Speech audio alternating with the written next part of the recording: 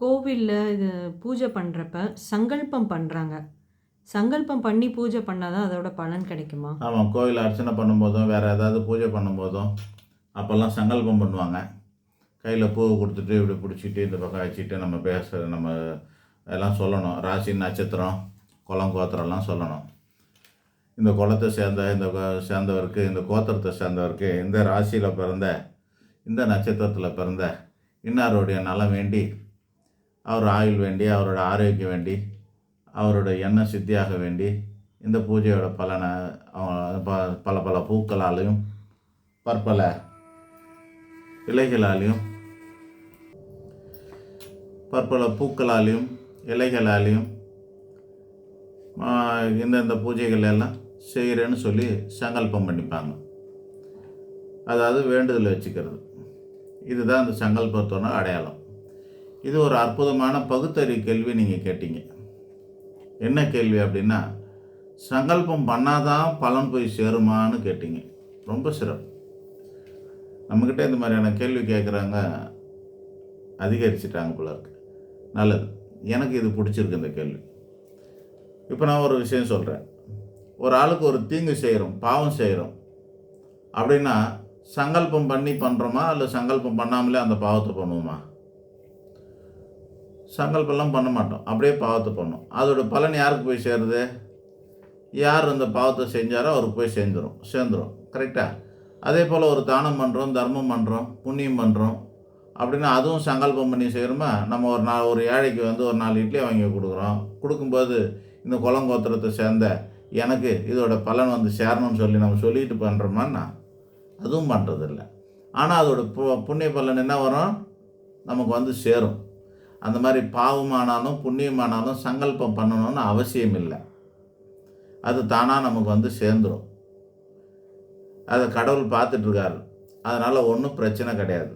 கோயிலுக்கு போகும்போது ராசி நட்சத்திரம் தெரியாதவங்க கடவுளோட பேர்லேயே பண்ணுவாங்க. சாமி பேரில் பண்ணுங்கன்னு சொல்லிப்பாங்க.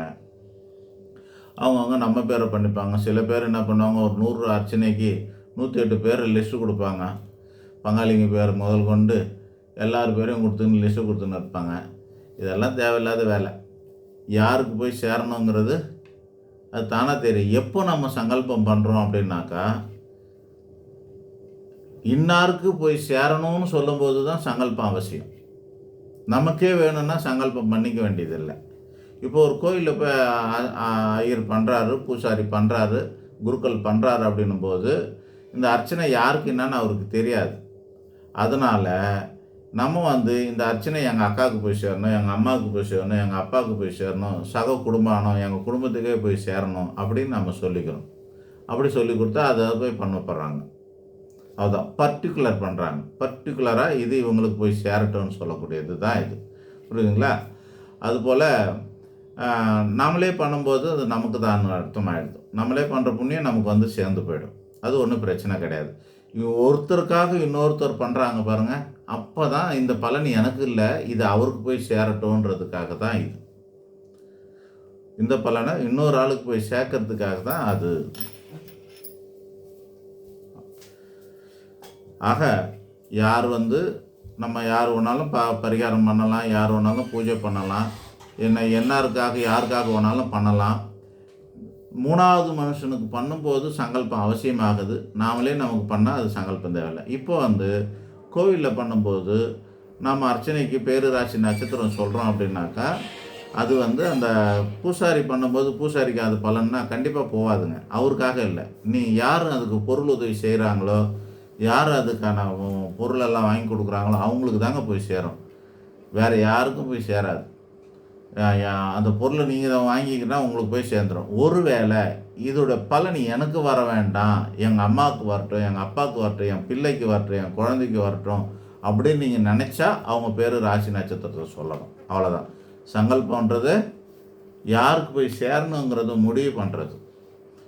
யாருமே சொல்லாமல் இருந்தாங்கன்னா நம்ம அது நமக்கே சேர்ந்துடும். அந்த இடத்த பொறுத்து இந்த பலன் இன்னாருக்கு போய் சொல்லணும். இப்போ நம்ம அரசியல் தலைவர்கள்லாம் இருப்பாங்க. ஜெயலலிதா ஹாஸ்பிட்டலில் இருந்தாங்க, அப்போ எல்லாரும் பண்ணுவாங்க.